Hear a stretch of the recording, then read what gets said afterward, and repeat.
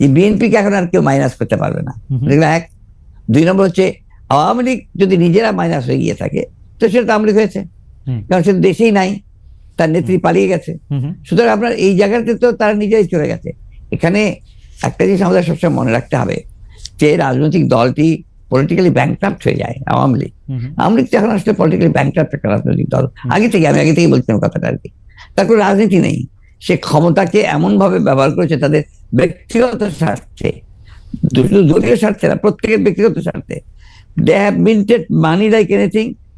দেশকে তারা একেবারে ফোকলা করে দিয়েছে এবং সেই দেশকে ফোকলা করে দিয়ে পালিয়ে গেছে, এবং এটা জনরোষে পালিয়েছে।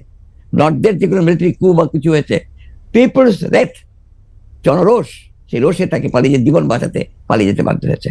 এই বিষয়গুলো আমাদের মাথায় রাখতে হবে। আমরা কোনো মতেই যেন চেষ্টা না করি এটাকে কোনো মতে খাটো করা। The fascist Awami League regime এতে বাধ্য হয়েছে দেশ থেকে পালিয়ে যেতে।